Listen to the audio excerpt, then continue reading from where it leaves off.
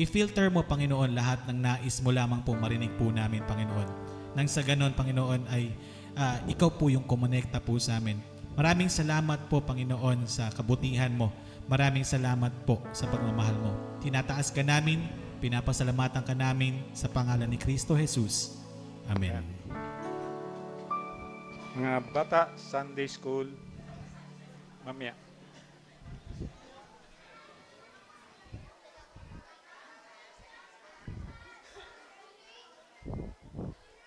Good morning.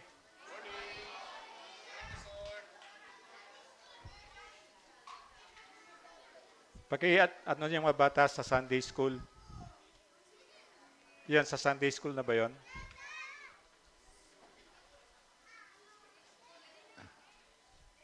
So may pasok na yung mga bata, di ba? So alam natin maraming magulang din na medyo lumaki ang gastos, di ba? Pero huwag tayong mag-alala, alam ng Diyos yung pangailangan natin. So don't worry, promise niya lahat ng kailangan natin ibibigay ng Panginoon. So ano man yung dalahay natin ngayong umaga, magandang isantabi muna natin at makinig tayo sa Diyos kasi napakaganda ng plano niya. Malayong malayo siya sa plano natin. At sana, alam niya na sana kung makikinig tayo, maniniwala, susunod, at magpatuloy, dun mangyayari yung maganda niyang plano sa bawat isa sa atin. So patuloy tayo sa series natin sa Book of Acts. Ito yung pattern na ginagaya ng simbahan hanggang ngayon sa 21st century. At marami tayong napupulot at dito pinipilit natin sa awa ng Panginoon na magaya natin. So last week, ito yung pananampalataya na hindi nakakaligtas. So nakita na natin na yung pinag-aralan natin last week, nanampalataya siya, nagpabautismo siya, di ba? Pero hindi pala siya ligtas. Kasi saan makikita yon? Yung bigla siyang bibilhin niya yung kapangyarihan ng banal na spirito, regalo ng Diyos yon. So, akala natin, kuminsan, ligtas tayo, pero pag hindi tayo nag-ingat, magugulat na lang tayo at the end ng buhay natin, hindi pala yon. So ngayon, last week pinag-aralan natin na ang hindi nakakaligtas yung pananampalataya. This morning naman, ano naman yung pananampalatayang nakakaligtas? At sana ito maging sa biyaya ng Diyos maging malinaw sa atin. And then last week, nandun yung hindi nakakaligtas yung pananampalataya niya kasi mali ang kanyang pananaw sa sarili, mali ang pananaw niya sa kaligtasan, mali ang pananaw niya sa Espiritu Santo, kala niya pwede niyang bilhin, at mali yung pananaw sa kasalanan. Na hanggang ngayon, ang buong mundo, lahat ng religion, bumabagsak dun sa, alam mo yung good works, na para maligtas ako, dapat may gagawin ako. Pero ang katotohanan, tinuturo sa atin, hindi.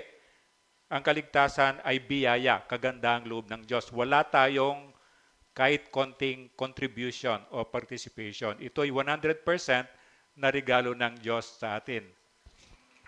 Ngayong umaga, ito yung si Felipe at ang pinunong taga-Ethiopia, ito yung titingnan natin na yung pananampalatayang nakakaligtas. Tingnan natin sa Acts chapter 8, dugtungan natin yon ng from 26 to 40. Pwede ba tayong tumayo bilang respeto sa pagbabasa ng salita ng Diyos at sabay-sabay natin siyang basahin?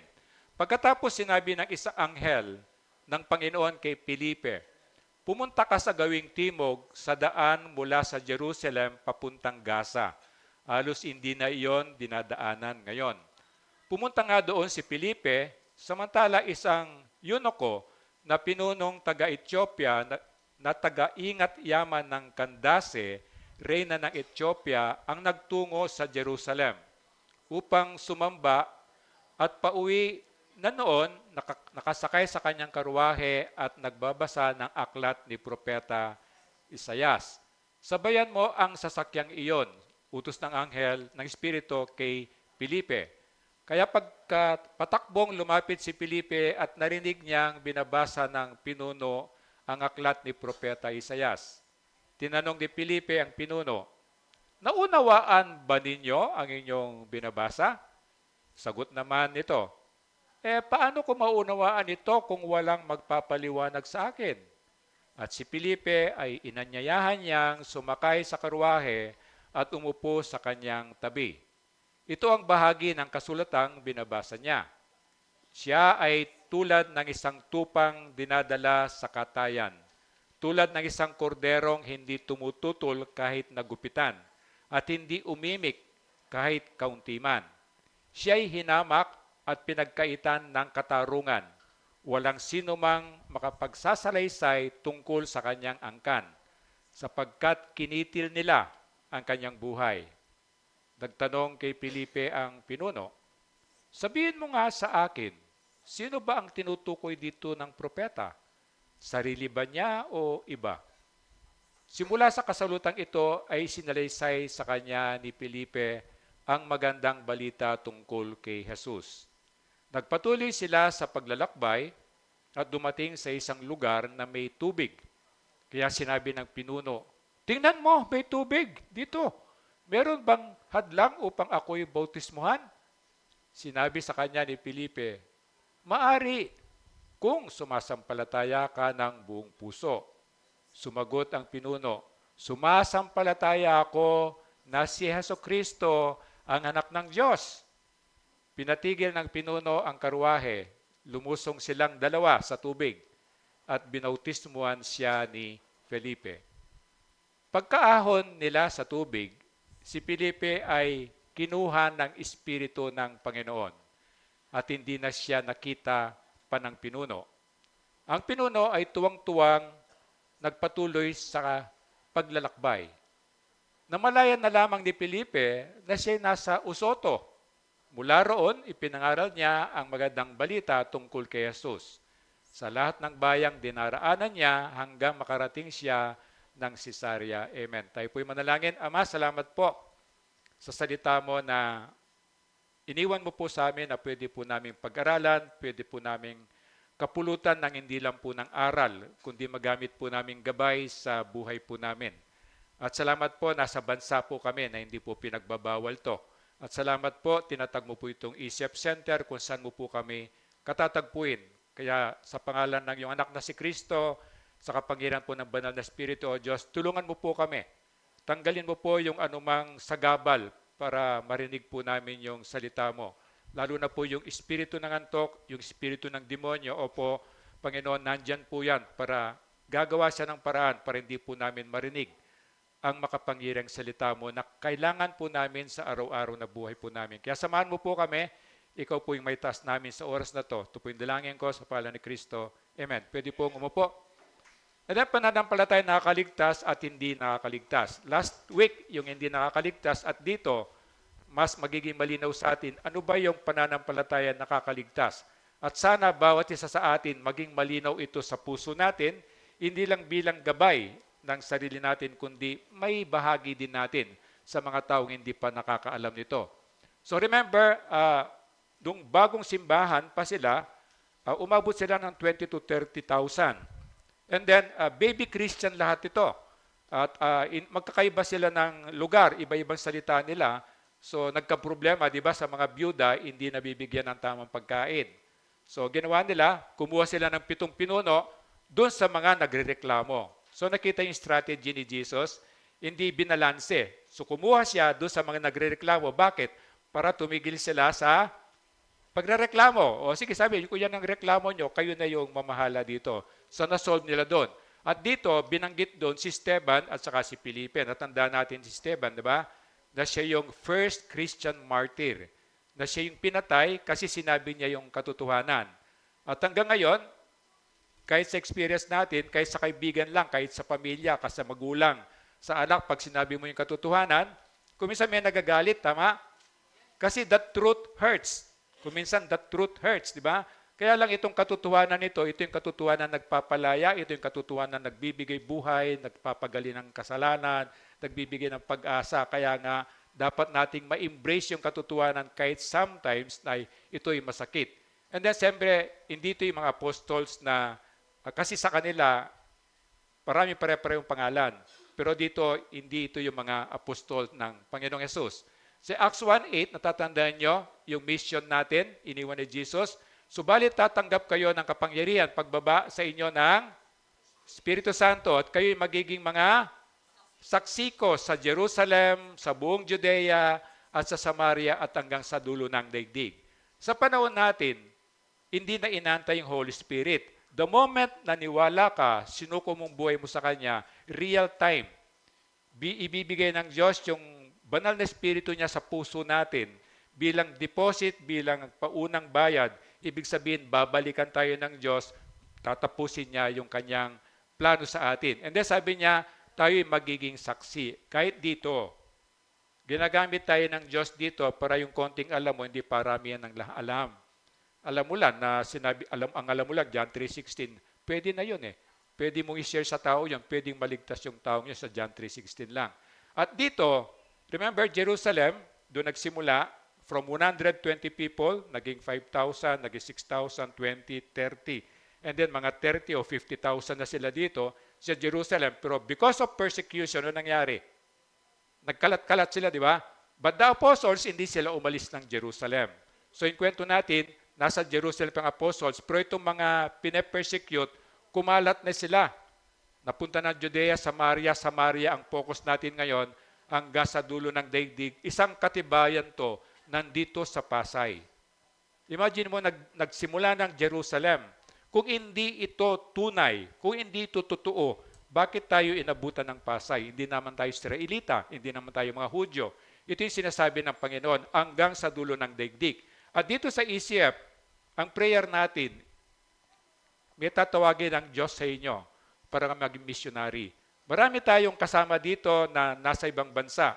Nagsimula tayo, merong nasa Amerika, sila Ben at Amy, nasa May Japan, si kapatid ni Tina, si Marie nasa Japan, meron tayong nasa Canada, dito nagtatay sa mga yan kung bakit nagkakasya yung kailangan natin sa simbahan. So marami, meron sa Korea, meron sa Taiwan.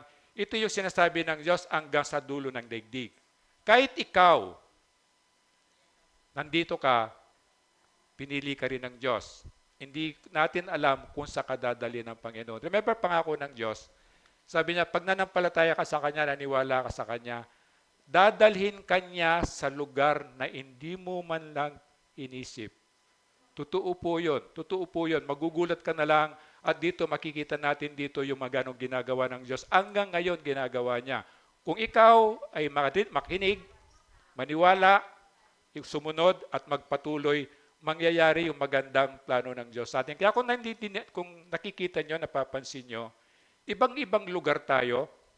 I came from a mega church. I came from a big church, mga membership namin, mga 7,000 plus. Pinagtakhan ko nung una doon, may taga Bulacan, may taga San Fernando, may Cainta, may Antipolo. Samantalang simbahan namin nasa Green Hills. At din ko napatunayan, parang dito nangyayari, bakit merong taga Caloocan, bakit merong taga mga Manila, merong taga Pasay, merong Cainta, merong magandang plano ang Diyos. Kaya kung makikinig ka, hindi mo alam kung ano ang katapusan ng plano ng Diyos sa iyo at siguradong maganda yon. Kaya sabi niya, sa 25, pagkatapos magpatutuo at mangaral, sa salita ng Panginoon, bumalik sa Jerusalem sina Pedro at Juan. Kasi nasa Jerusalem sila, hindi sila umalis during the persecution. Ipinangaral nila magandang balita tungkol kay Kristo sa maraming nayon sa Samaria na kanilang dinaanan. So from Jerusalem, nandun sa Samaria, nakita mo yung magpatutuo, testimony. Bakit tinigil natin dito yung testimony? Maganda yung testimony kasi kaso tinigil natin kasi parang ang napaparangalan yung nagte-testimony. Dapat kahit anong ganda ng testimony, anong ginawa ng Diyos sa iyo, at dayan ng kwento mo, dapat ang may paparangalan ay ang Diyos yun talaga dapat. Kaso kung minsan tinigil natin kasi pa nag-testimony, alam mo yung puro ako, puro ako. Parang nawawala yung ginagawa o kapangyarihan ng Panginoon. Kaya sabi niya, nung pabalik na sila, remember nasa Jerusalem sila, last week pumunta sila sa Samaria. Bakit? Kasi meron ng mga nananampalataya doon. Kaya lang wala silang baptizing of the Holy Spirit, di ba? Kaya pumunta si Peter at saka si John, si Pedro at saka si Juan para sila'y ilay hands doon. Bakit delayed yung Holy Spirit? Kasi nga, pag-aralan natin, para magkaroon ng unity.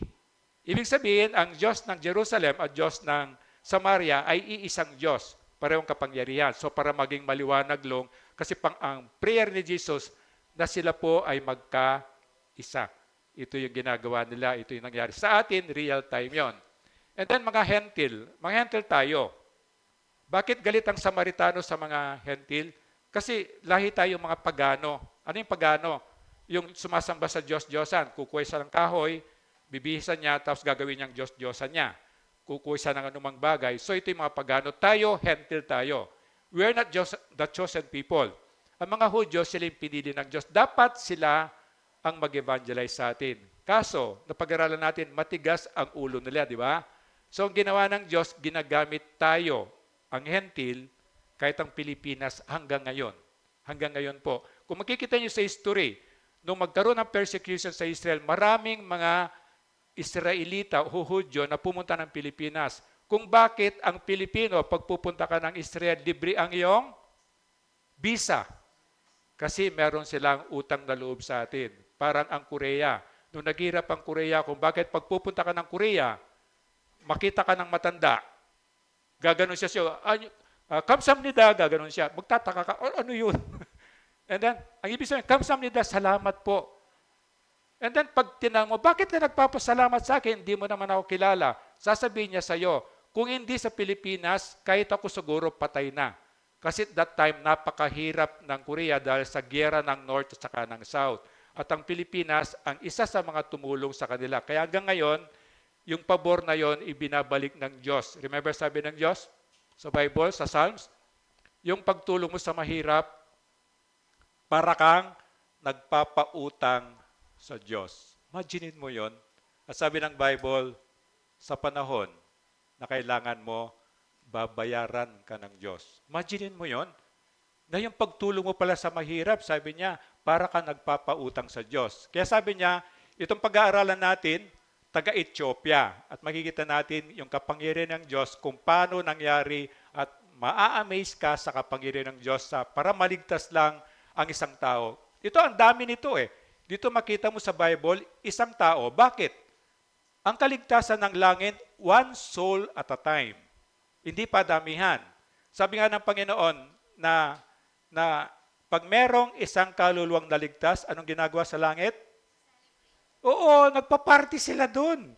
Dahil sa isang kaluluwa. So, ito yung ginagawa natin. Discipleship, okay lang na meron kang dinidisciple na grupo. Parang dito sa atin, may mga leaders na dinidisciple yan. Pero meron kang tinututukan pa isa-isa. Ito po yun, pa isa-isa. Tapos pag itong tinutukan mo ito, may isa, pag marunong na yan, kukuha rin siya ng isa, di ba? And then makita mo, kukuha ka naman panibagong isa. Ito po yun.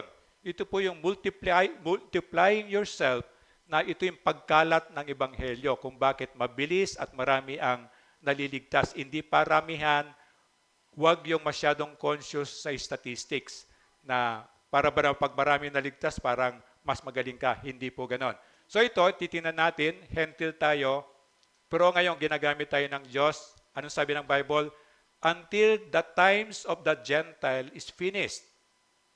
Pag natapos ang oras natin, yung pabor ng Diyos na gagamitin tayo mga hentil, tayo mga Pilipino, ibabalik ng Diyos yung pagkatawag niya sa mga Hudyo. Na sila talaga ang last na mag-evangelize dito sa Pilipinas. Yung hindi natin maabot, dahil pag inabot mo kay Jesus, ang sasabihin sa'yo? Alam ko na yan, sabi niya. Pagpipray ko muna, yung mga ganon. Itong mga Hudyong ito yung gagamitin ng Diyos in the future. Ibabalik sa kanila yung pabor ng Diyos. Si Felipe at saka si Simon, nakita natin maling pananampalataya niya. Akala mo ligtas. Pag hindi mo pinag-aralan yon, nanampalataya siya, siya'y sumunod sa pagbabautismo, pero yun pala hindi siya ligtas. Itong si Simon na to. And then si Felipe, ito yung isa sa mga 7 na leaders na pinili nila, di ba? So itong mga pananampalataya yung taga-Ethiopia, ito yung tamang pananampalataya. Ito yung pag-aaralan natin ngayon. Yung kay Simon, ito yung maling pananampalataya kasi nung makita niyang may kapangyarihan, sila Pedro at saka si John, di ba? Parang, pwede ba bigyan ko ng pera para magkaroon din ako ng kapangyarihan na ganyan? So yung ganon, doon makikita, hindi tunay yung pananampalataya niya. Kasi yung kapangyarihan nila Pedro at saka ni John, ito yung regalo ng Diyos. Ikaw, kapag nanampalataya kay Jesus, meron ka nito. Lahat tayo meron nito. Hindi pataasan ng posisyon, kundi lahat ng nanampalataya kay Jesus, meron kapangyarihan. Bakit? Ang banal na espiritu nakatira sa iyong puso eh. Andun nanggagaling yung kapangyarihan. So tingnan natin yung kapangyarihan ng banal na kasulatan, dito mangyayari. Kaya sa evangelism, para gusto mong merong kapangyarihan, gagamitin mo salita ng Diyos. There is a power in the Word. Kaya nga tayo nagme-memorize eh. Nagme-memorize tayo para tingnan ko yung John 3:16. Ni-memorize natin yung Bible para pag may kakwentuhan ka, bigla siyang lalabas dito. Bakit siya lalabas dito? Bakit mo siya maalala? Because of the power of the Holy Spirit. And yung mismong salitang yon, merong kapangyarihan yon. So don't worry. Ang utos sa atin, ipahayag lang. Hindi inutusan na i-convert natin na maniwala yan, hindi maniwala, hindi mo na problema yon. Ang assignment natin, ipagpatuloy natin kung ano man yung sinimulan ni Jesus. Ano yon? Hanapin yung nawawala para sabihin sa kanila na merong Diyos na pwedeng maligtas din sila, makapunta rin sila sa langit. And then ito yung tatlong puntos natin ngayong umaga, pananampalataya nakakaligtas. Ito yung pagtatagpo o yung tinatawag natin divine preparation o divine appointment. Remember, ang kaligtasan 100% from God, ha? Wala tayo. So wag tayong magyabang, wag tayong maging hambog. 100% ang pagtatagpo, lahat ng preparation niya yan, ang Diyos ang gumagawa niyan. Para ano? Para may pahayag ang kanya salita. Ito lang role natin. Ipahayag natin, ikwento natin ang Panginoon, and then itong personal na tugon, ang Diyos din ang gagawa nito sa puso ng tao. Hindi natin pwedeng ipilit. Sige na, tanggapin mo na si Jesus. Ako nung bago ako, brusko akong mag-evangelize. Bahala ka, punta ka sa impyerno, gaganon ko talaga. Which is totoo naman. Kaya lang, merong magandang paraan para sabihin sa kanya, alalahanin, lahat ng ito, number 1, gawa ng Diyos to, ito lang yung assignment natin. So dapat alam mo. Kasi you cannot give what you do not have.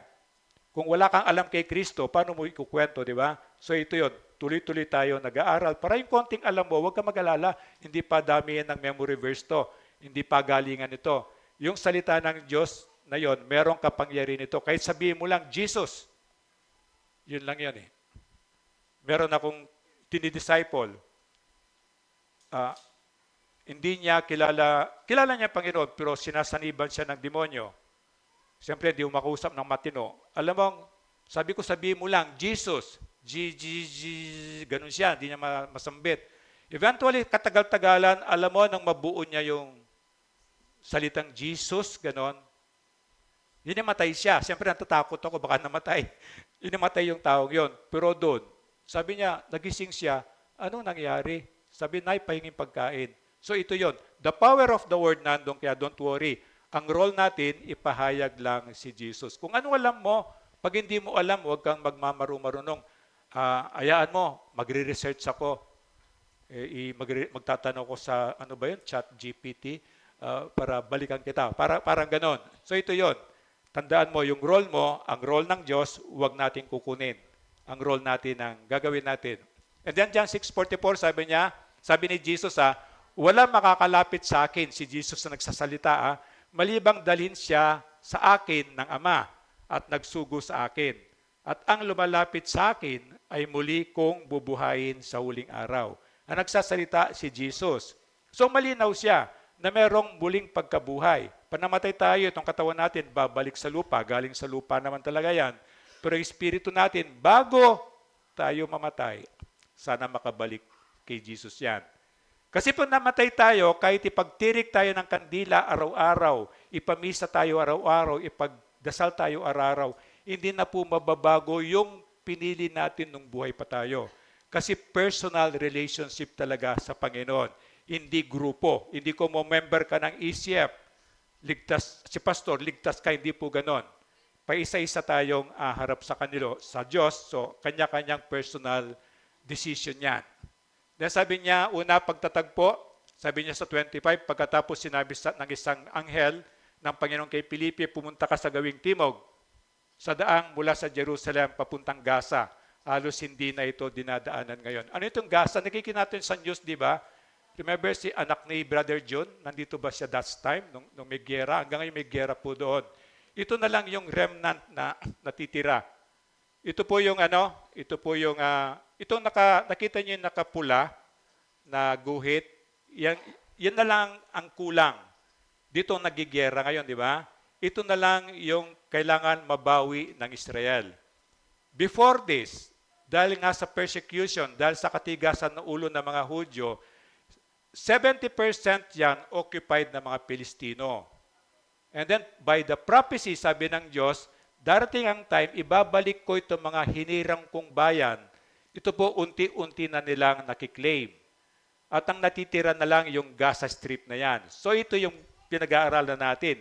Dito dadaan sa Gaza Strip kasi nung araw, disyerto po. Hanggang ngayon naman, disyerto siya, kaya lang marami ng mga tao. So pupunta ka ron, meron kang mahihinga ng tubig, meron kang mabibilhan. So ito yung sinasabi niya.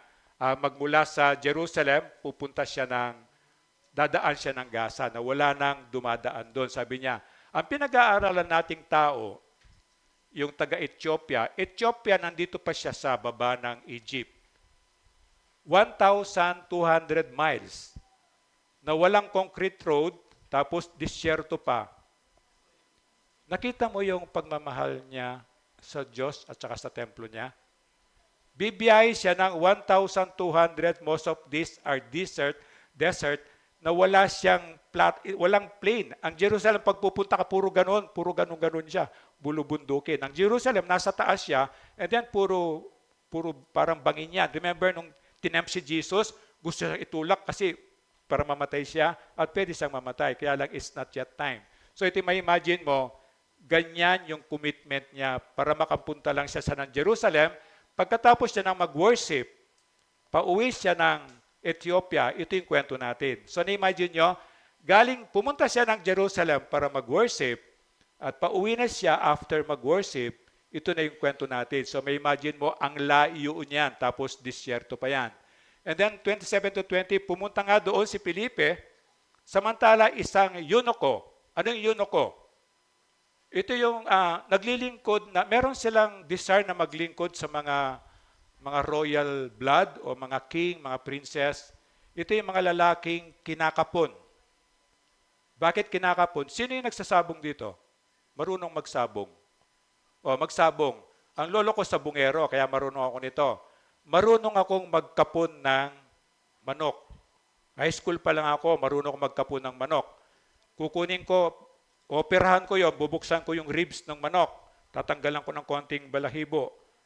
Bubuksan ko siya, gaganong-ganinin ko siya, wala pang pamanhid eh. Pitik-pitikin mo lang yun hanggang sa maging na siya, parang pata na, parang wala na pakiramdam. Ihiwain ko yun, dudukutin ko yung betlog nung manok. Kaya nakita mo yung pagsabong, di ba? Matitikas, magaganda. Pagdaan ng babaeng manok, dead ma siya. Ito yon. Ito yung ginagawa rin sa bakayan, sa kabayo, sa aso, para mawala siyang pagnanasa sa opposite sex. So ito mga eunuko, ito yung mga naglilingkod, kinakastrate sila. Ibig sabihin, wala silang pagnanasa sa babae para 100% ng paglilingkod nila ay dito sa king o sa reyna na pinuno ng taga-Ethiopia. Ito yon. Taga-ingat, yaman ng Kandase. Kandase, it's not a proper noun.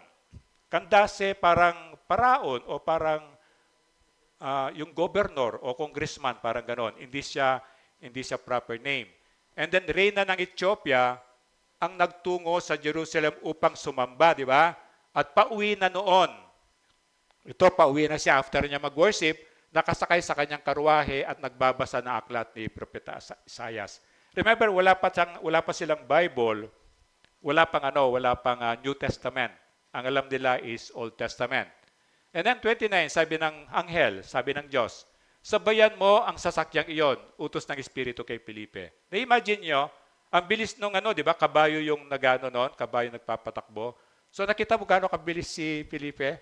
Sabi niya, habulin mo. O inahabol niyang gano'n, di ba? At kasabay na niya yung karwahe. So makita mo yung kapangyarihan ng Diyos. Kung tao ka lang, aabutan mo ba yon? Yung karwahe na inano ng kabayo? Hindi, di ba? So kung tao ka lang, at kung wala kang pananampalataya sa Diyos, susunod ka ba? Wala man sabi mo sa anghel, bilis-bilis na, paano kaabutan yan, di ba?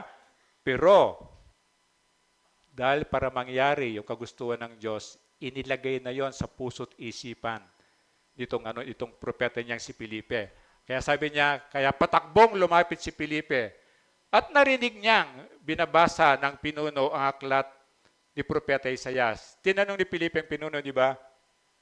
Di ba, mahabol, imagine mahabol siya ng gano'n. Sabi niya, nung makita siya, siyempre magugulat itong pinuno. Ang bilis naman itong tao, nahabol ako.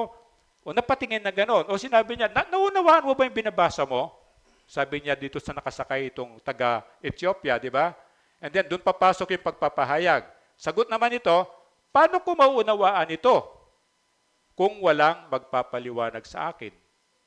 At si Felipe ay inanyayahan niya. Siyempre, tumigil yon, di ba? Tumigil yung karwahe. Inanyayahan niyang sumakay sa karwahe at umupo sa kanyang tabi. At doon niya sinyer. Doon niya ipinahayag. Sabi nga sa Jeremiah 20:13, kapag hinanap ninyo ako, ako'y inyong matatagpuan. Kung buong puso ninyo akong hahanapin. May mga testimony kung bakit tinigil natin, kailangan pang ayusin. Sabi niya, marami kang testimony narinig, di ba? Anong pong wala na akong matakbuhan, hinanap ko po ang Panginoon. Hindi po yun ang totoong nangyari. Kaya mo hinanap ang Panginoon may ginawa na siya sa puso mo. Kaya pag nag-testimony ka, may iba yun. Kung ano man po ako ngayon, dahil po nung nasa bottom line na ako, kahirapan ko, hinanap po ako ng Panginoon. That's the right testimony. Hindi yung tayo yung naganap sa Kanya. Kasi by nature, wala tayong ganong klaseng initiative. By nature, makasalanan yung nature natin. Kaya kung ikuman, nakaramdam ka ng inahanap mo, gusto mo makilala si Jesus, that is from God. Kasi salvation is 100% from God. Kaya wala tayong may pagmamalaki. Kaya automatic, ang isang tunay na Kristiyano ay mapagpakumbaba. Kasi alam niya, ano man yung tagumpay niya, sa Diyos galing yon. Walang kahit katiting na nasa Kanya.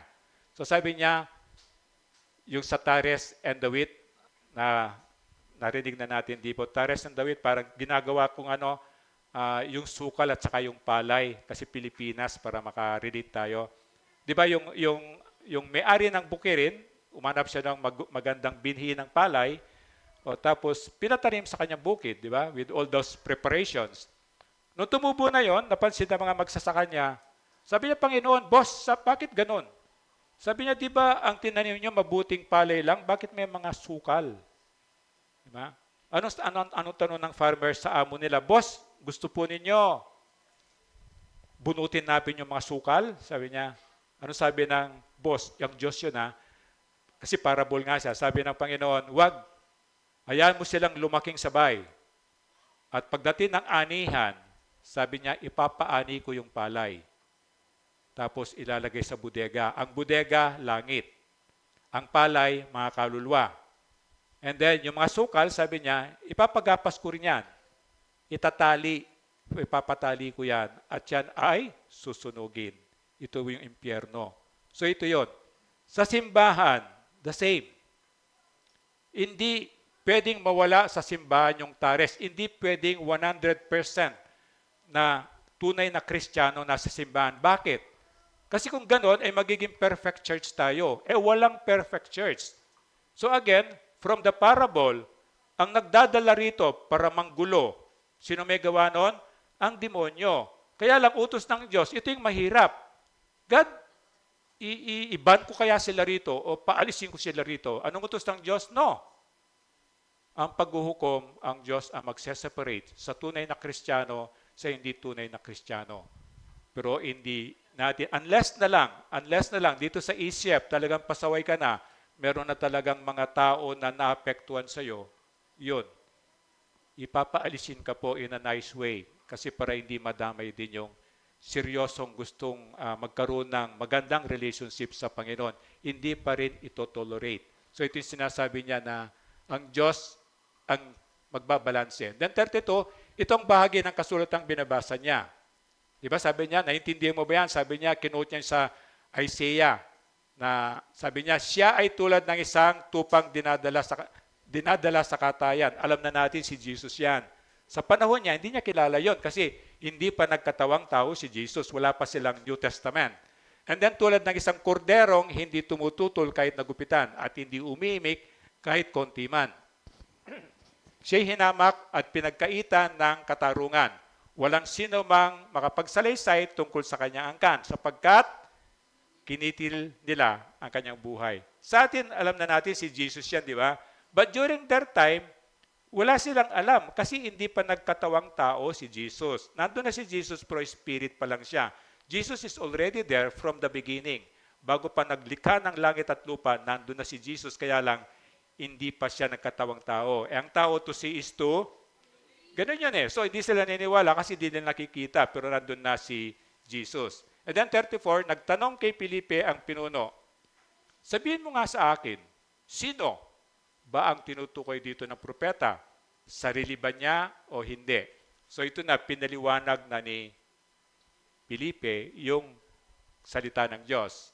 Sabi nga sa John 16:13, ngunit pagdating ng Espiritu ng katotohanan, papatnubayan niya kayo sa buong katotohanan sapagkat ang sasabihin niya ay hindi mula sa kanyang sarili, kundi ang kanyang narinig at ipapahayag niya sa inyo ang mga mangyayari sa hinaharap. This is Jesus and the Father. So malinaw ito. Kaya lang sa kanila, sabi niya, ngunit pagdating ng Espiritu, sa atin iba na eh. Bakit? The moment na naniwala kay Jesus, real time, ipapadala ng Diyos yung banal na Espiritu sa puso. Hindi na mag-aantay. Hindi na mag-aantay katulad ng panahon nila. Kaya pinagpala tayo na sa oras na naniwala ka, meron ka ng tatak, that is the Holy Spirit. 35, simula sa kasulatang ito ay sinalaysay sa kanya ni Felipe ang magandang balita tungkol kay Jesus. Ito na yung role natin. Lahat pinrepare ni God, ang gagawin na lang natin is share natin si Jesus. Don't worry about the result. Si Jesus pa rin ang gagawa ng result na yon. And then parang ganito, hindi tayo parang drum na nandyan kayo o nandito, kasama nyo ako, nandito tayo na binabagsakan ng salita ng Diyos. Every Sunday, every Saturday, every Wednesday. Merong isa sa inyo every day. Yung mga nagde-devotion dito sa umaga, every day yon. Hindi para ipunin lang dito sa drum ito. Ang pagtawag ng Diyos sa atin para tayo yung host na yon, nakakonect sa drum. Lahat ng binabagsak sa atin, ibinabahagi natin sa iba-iba. Kumbaga doon sa tubig na yan, dinidinig sa ibang mga halaman, iba-ibang mga halaman. Ito yung role natin. At sana, naintindihan natin yon, na hindi tayo maging makasarili. Ligtas na ako, paano yung katabi ko? O, ito yung mga katabi mo, ligtas ba yan? O yung kapitbahay mo, yung pamilya mo, di ba? Mga mahal mo sa buhay. So, kung alam mo na yung daan ng kaligtasan, ito yung ipapahayag mo. Huwag ka mag-alala. Kasama mo ang Diyos doon, magagawa mo yon. I-reject ka man, hindi ka ang nireject. Ang Panginoon ang nireject. At kung nireject ka man, baka hindi pa time. O baka, hindi siya kabilang sa ililigtas ng Diyos. At sana nandito ka, gisingan mo yung katabi mo. Andito ka, yun yon. Nandito ka, gising ka. Ako din, nantok, sarap matulog, di ba? Sa tag-ulan na. So ito yun eh. So, meron tayong assignment, ipahayag ang salita ng Diyos. 36, nagpatuloy sila sa paglalakbay at dumating sa isang lugar na may tubig. Kaya sinabi ng pinuno, tingnan mo, may tubig dito.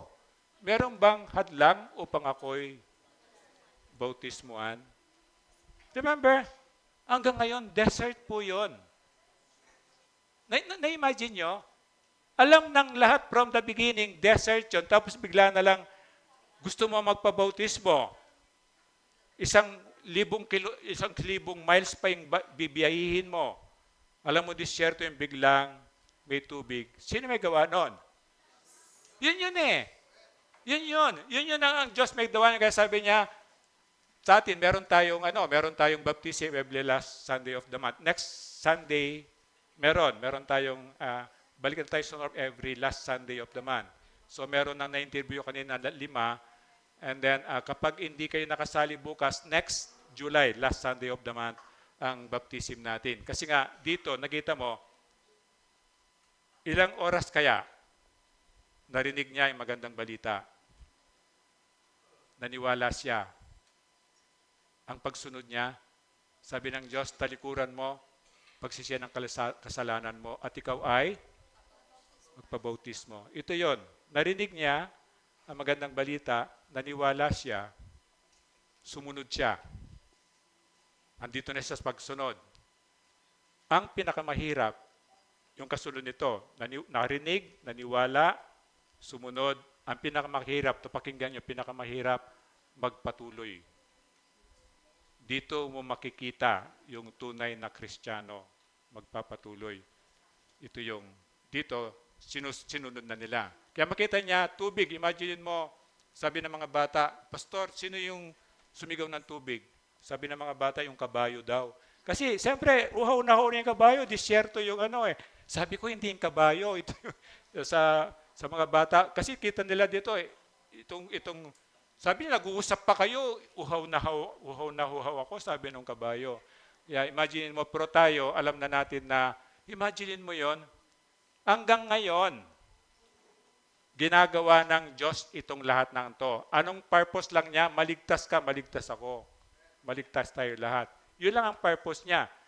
Ginagastusan niya, piniprepare niya lang. Marami siyang tinatawag na mga volunteers. May naglilinis bago kayo pumunta rito, may naglinis na kahapon. At alam niyo yung init ng kahapon, di ba? Dahil umulan pala, sobrang init kahapon. Yung mga volunteers yan, nilinis siya, inayos yan. Lahat yan, inayos kahapon yan. Paggawa ng Diyos yun para lang, baka sakaling may dumating ngayong linggo rito at siya'y maniwala at siya'y maligtas. Ito po, ganito tayo kakamahal ng Panginoon natin. Nagagawin niya lahat para tayo magkaroon ng kaligtasan. 38, pinatigil ng pinuno ang karwahe, lumusong sila dalawa sa tubig at binautismuhan siya ni Felipe. Lumusong. Lumusong, ha? Lumusong, maliwanag sa atin Tagalog, lumusong. So, hindi po siya in-sprinkle, hindi dinilig. Nakaka-relate kayo? Ako, na ganon din ako ng bata ako. Siyempre, hindi ko pa alam, baby pa ako noon eh. So, sabi nila, ganon. Para maging Kristiyano ako, sprinkle ata sa amin, parang binuhusan ng tubig. Pero dito, malinaw, biblically, ang baptism is lumusong sa tubig. At ang baptism, hindi yung baby, kasi hindi pa niya madideclare na Panginoon niya ang Panginoong Yesus. Nakuha niyo yung kaibahan? Dapat meron siyang tamang edad, naintindihan niya yung kasalanan at saka yung kabutihan, kilala niya si Jesus, kilala niya yung demonyo. By the time na-explain mo yon, that's the time na matatanong mo siya, tinanggap mo na ba si Jesus sa puso mo? Nangangako ka ba na susundin mo lahat ng utos niya? Wala ka mang alam ng utos pag baby ka. So dito nagpapatunay po yung tunay na pagbabautismo, lumusong. So lumusong sila, pumunta sila doon sa tubig, and then ginawa yung baptism. Baptiso, ang original word na nun, immersion, lubog. Lubog, hindi siya buhos, kundi ilulubog mo talaga. Kung anong ginawa ni John the Baptist kay Jesus, yun pong exactly na tamang pag-water baptism. And then sinabi sa kanya ni Felipe, Mari, sabi niya, Mari kang bautismuhan. Kung, sabi niya, Mari ka kang bautismuhan kung sumasampalataya ka ng buong puso. Sabi niya, sumagot ang pinuno ng taga-Ethiopia, sumasampalataya ko na si Jesucristo ang anak ng Diyos. So malinaw. Alam niya ang reason kung bakit siya gusto magpabaptize. Kasi utos ng Diyos yun. At sabi ng Diyos, kung sumasampalataya ka sa akin, maniniwala ka sa akin, at susunod ka sa akin. And then sabi ng 39, pagkahon nila sa tubig, si Felipe ay kinuha ng Espiritu ng Panginoon. At hindi na siya nakita pa ng pinuno. At ang pinuno ay tuwang-tuwang, nagpatuloy. Ito yung be ready. Nakawa mo na yung tatlo, panghapat, dito marami nagfe-fail. Hindi nagpapatuloy. Ito yung, and then nakita ninyo, pagkahawon nila, kinuha ng Espiritu. Napapansin nyo rito, di ba? Pag nagbabaptize dito, ang pinapalusong ko kayo lang. Baka bilang mawala, joke lang yon. Kaya hindi ako pumasok sa tubig. Baka pagka-baptize ko siya, bigla na ako nawala. Kung saan ako dinala ng Diyos. So ito yon. Joke lang po yun ha. Sa pagkahakot nila sa tubig, si Felipe kinuha ng Espiritu ng Panginoon at hindi na siya nakita pa. At ano ng mga bata, siyempre pag dito mo siya tinigil, ano nangyari, pastor? Naging Superman ba siya? O naging Captain America ba siya? Lumipad siya, parang ganyan. And then 40, namalayan na lamang ni Felipe na siya nasa Usoto. Mula roon, pinangaral niya magandang balita tungkol kay Jesus sa lahat ng bayang dinaraanan niya hanggang marating niya ang Cesarea. So nakita mo yung, narinig niya yung time machine, bigla ka lang nawala, tapos parang doon ka na sa Cagayan de Oro, doon ka na. Pero ganun pa man, anumang dahil sa pagtitiwala na sa Diyos, nagpatuloy siya sa pag-share ng gospel. Nakita mo yung Usoto, di ba? Ito yung Cesarea. And then Gaza. Jerusalem, nandun pa, di ba? And then yung Turkey, bago ka pumunta ng Turkey, yung taga rito yung taong yon. So itong propeta, di ba nandito na siya sa, this is ito pagitan ng Usotong yan, di ba Gaza, ito yung may giyera ngayon, nakikita niyo sa TV, di ba? Ito yung konting ito na lang yung inaantay para mabawi ng Israel. Nasa kanila talaga yan. And then pag nabawi na yan, dun mangyayari mga propesya sa Bible. Ang mangyayaring una, of course, is the rapture. Yun ang unang mangyayari. Ano yung rapture? Susunduin ni Jesus lahat ng may tatak ng Banal Espiritu, yung tunay na naniwala.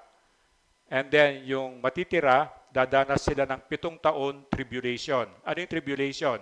Ito yung ipapadanas ng Diyos lahat ng parusa, lahat ng sumpa, na makikita mo yan sa Revelation. And then, pero sabi ng Diyos, mas marami ang maliligtas during the 7 years. Bakit sino yung matitira? Doon niya tatawagin yung 12,000 per tribe sa Israel. These are the 144,000 na mga Hudyo na hindi sumiping sa lalaki. These are the remnant. Sila yung mag-evangelize during the tribulation. Of course, mahirap na kasi naghaharing demonyo. Kaya lang, yung talagang ligtas, maliligtas pa rin siya. Sinong kasama nila? Yung 2 witness. Ano itong witness na ito? Ito yung patay binuhay ng Panginoon. Pero ang sabi ng Bible, makikita ng buong mundo. So, nung nasa Bible school ko, hindi ko makuha to nung nasa Bible school ako. Paano makikita ng buong mundo kung halimbawa mangyari dito sa Pilipinas yung binuhay niya yung 2 patay na yon? Ngayon ko naintindihan, this generation, bakit kamo? Itong generation, di ba may mga cellphone tayo? Pag may nangyayari, kinakapture natin yan, binibideo natin yan. At pag in-upload mo yon sa internet, kita ng buong mundo. So sabi ko, ito yun. This generation na meron ng internet, meron ng mga cellphone. Kasi nung araw, hindi mo maintindihan. Paano makikita ng mga nasa Amerika kung dito nangyari sa Pilipinas yun? Pero ngayon, makikita po. Kasi merong siguradong magka-capture nyon, merong hindi lang picture, magbibideo nun. At pag in-upload dyan sa internet, buong mundo makikita talaga. So may imagine mo yan, and then pagdating mo dito sa Cesarea na nandyan na yung Joppa. Di ba nakita mo yung giyera ngayon sa Israel? Ang dating capital ng Israel is hindi Jerusalem is Tel Aviv. And then nakita ko yon nung ilipat ni Trump ang embassy from Tel Aviv papunta ng Jerusalem kasi alam ni Trump ang sinasabi ng Bible. Di ba nagkagulo nun na kasi doon makikita mo yung Israeli soldier, katabi niya yung Palestinong soldier. O anytime magkatabi lang sila, anytime magkalaban yan. Binabantayan nila parehas ang Israel. Pero sa prophecy, ibabalik ng Diyos ang Israel sa mga Hudyo. At ang mga Pilistino, mga Simarta, hindi yan mga Hudyo. So yung kalawak na yan, sabi niya, biglang, nandun na yung prophet, si Felipe, nandun na si Felipe, si Usoto. So, ano gusto ko makita mo rito? Kung magpapasakop ka sa Diyos, hindi mo alam kung anong gagawin niya sa'yo, tama? Hindi niya alam. Hindi mo alam kung anong coaching bibigay niya sa'yo. Hindi mo alam kung sino mapapangasawa mo. Ito yun eh. Ito yung kulang sa atin. Nagpapasakop tayo 5%, pero yung iba tayo pa rin. At pero pag natutunan natin yung 100% pagtitiwala sa Diyos, parang dito. Nagulat ba siya nung paggising niya, nandun siya sa Usoto? Hindi. Pagdating niya rito, tinanong niya, ano ba lugar to? Saan ba ako naroon? Usoto po. O yun, nag-evangelize lang siya. So nakita mo yung sarap ng buhay na kasama mo ang Panginoong Yesus? Alam na nating lahat, di ba? Yung buhay na hindi pa natin kilala si Jesus, anong klaseng buhay tayo? Anong klaseng isip meron tayo? Anong klaseng mga salita lumalabas sa bibig natin, di ba? Pero ngayon, kung ikaw ay sinuko mo ng buhay mo sa Panginoon, kahit bago pa lang, alam ko, naranasan mo na yung sarap ng buhay na kasama mo si Kristo. Ito yung ginugol ng bawat Kristiyano. Ang tunay na kaligtasan, kagalakan. O tinan mo yung katabi mo, bakit siya nakasimangot? O, Kristiyano ka pa po ba? Pwede mong tanungin, di ba? Kasi ang ebidensya na tunay na Kristiyano, nandun yung kagalakan. Pero, don't worry. Yung kagalakan ito sa puso. Maring hindi mo nakikita sa panlabas. Kaya pag tinignan ng Diyos, yun, nakikita niya yung puso mo, merong kagalakan. Kung minsan, nagagalak ang puso mo, pero wala kang ulam, ang mukha mo hindi nagagalak. Pero ang puso mo nagagalak, di ba? Naku yung ganon. Nagagalak ang puso mo kasi alam mo, mahal ka ng Diyos. Kaya lang, sino ba naman ang mapapangiti, wala kang ang ulam, tapos yung kanin mo tutong pa, di ba? So, don't worry, kasi tinitingnan ng Diyos yung puso natin. So again, sana maging maliwanag sa atin ngayong umaga, pananampalataya nakakaligtas. Yung mga preparation, yung pagtatagpo, hindi po natin role yan.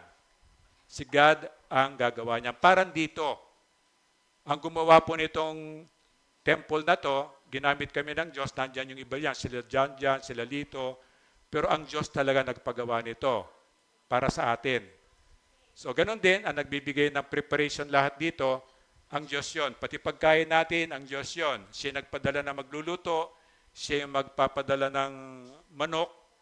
Hindi po naglalakad ng manok papunta rito, siya magpapadala ng manok sa palengke para may mabili magluluto, di ba? So, yun yun eh. Ngayon, ang role na lang natin, ito, number 2. Ito po yung pinipilit nating gawin. Ako, personally, ito yung pinipilit kong gawin. Kahit pumunta ka ng hindi Sunday dito, yan pa rin ang gagawin ko. Kahit magpa-counsel ka ng ordinary day, yan pa rin gagawin ko. Ilalapit kita kay Jesus, mananalangin tayo. Yun pa rin po. And then itong personal na tugon, again, pinapractice ko to. Isang taon ka na rito, alam ko naman na hindi ka talaga naniniwala eh. Kasi tuwing magsasalita ako, hindi pa ako nagsisimula, tulog ka na. So, pero okay lang yon. Kasi ang talagang respond mo, kay God yun. So, kailangan kong pagtiisin yon. Kailangan kong maging patient enough. Pakakainin pa rin kita. Babatiin pa rin kita. Ngingitian pa rin kita, di ba? Pero yung resulta nga is of God din. So, ang hinihingi ko lang kay God, bigyan ako ng pasensya, na mahalin pa rin kita kahit napasaway ka, kahit na nahihirapan na ako sa iyo, gagawin para magawa ko pa rin yun. So itong role natin, ang Diyos gagawa siya ng preparation, huwag ka mag-alala, pati pera kasama po yan, pati pagkain. Kasi kung di ako pinakain ng Diyos, baka siguro nakaupo na ako lang ako dito, di ba? Baka mahina na boses ko. So lahat ng preparation gagawin ng Diyos para magawa ko po ito. So the same sa iyo, the same sa akin. So kung mag-alala, pera man yan, pagkain man yan, damit man yan, ipuprovide ng Diyos yan. O nakita niyo, kaya kanina ganun ng ganun eh, para makita niyo sana yung kamay ko eh. O di ba? O, regalo ng Father's Day yan. so ito yung ganun na, siyempre nasisiya ako, hindi naman ako nagyayabang, pero di ba, dati hindi naman pa ganun-ganun ang kamay ko eh. Pero wala pa rin nakakapansin. Sabihin ko na kaya. So yun, kasi ang puso ko nagagalak. Sa inyo naman, lahat sa inyo na God has to see to it na meron akong prutas for 1 week, meron akong pagkain for 1 week, at kilala niyo yung sarili niyo. kayo yung ginagamit ng Diyos para mag-provide sa akin ng pangailangan ko. Kasi itong pastor nyo, living by faith po, walang sweldo for the past 28 years. Pero hindi nagkulang ang Diyos sa akin. Katunayan na yung pagtatagpong yan, piniprepare ni God yan. Ito lang ginagawa ko, number 2. Itong number 3, ito yung antay lang ako. Pinagpipray ko kayo. Kaya kapag hindi ka nakalista, kapag nakalista ka doon, ang importance ng listahan pong yon, pinagpipray ka namin araw-araw for 1 week. Kaya pag absent ka ngayon, hindi ka kasali doon. Pero pag pumunta ka next week, kasama ka doon sa pagpipray doon. Imaginein mo yan, doon po natutuwa ang Diyos na pinagpipray. Kaya hindi ako nangarap ng mega church. Ang pangarap ko, 120 lang. Pero yung 120 yon, yung faithful worshiper. Kasi kinumpute ko na eh. Na kapag 120 na worshiper, kumikita lang ng minimum na 18,000 ata minimum, di ba? Tama? Meron tayong CPA doon, baka magkamali ako eh. 18,000, kapag naturuan mo yan na maging faithful tithers yan, 18,000 ang tithes niya, 1,008, di ba? 1,008 times 100 na lang ka mo ganun. Ha? 180,000? 180,000, tama? 180,000. So, 180,000 ang pumapasok dito sa atin, mabubuhay yung pastor ng simbahan, tama? Kung may anak yan, may asawa yan, kaya niyang buhayin yon. So, ito po yung pinangarap ko na maliit na simbahan. Galing ako ng mega church, pero hindi ko pinangarap ang mega church for the purpose lang. For the purpose lang na kilala ko ang bawat isa. Kaya kong ipag-pray ang bawat isa. Ito yung pinagusto ko. At ang sinubukan namin ng Monday, mabisita ko kayo sa bahay nyo kahit once a year. Ito po yung matagal ko ng pangarap. Ginawa ng Diyos nung Monday, nagkaroon kami ng setup, bibisitahan natin isang member. 5 yung kasama ko, 6 kami. Tanghaling tapat, ang init-init. Nilakad namin yan, 7-Eleven, yung Conchita yan, hanggang doon sa building na Sharon Cuneta, doon sa Virginia, hanggang sa ilog doon. 2 oras ba yun? More than 2 hours. Tanghaling tapat, kainit-initan, hindi po namin nakita. Hindi kami nagpangita. So ito yung gano'n. Pray ko kay God. God, sabi ko, matagal ko na inantay yung home visitation na ito, hindi pa nangyari.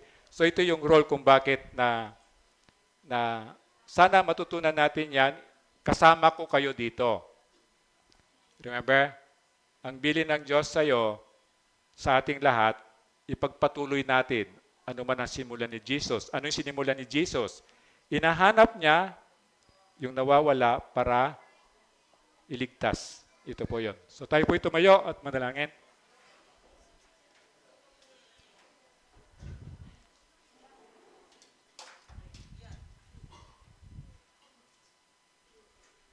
Salamat po sa salita mo na muli ay alam po namin ang banal na spirito mo, siya po yung kumausap sa mga espiritu po namin.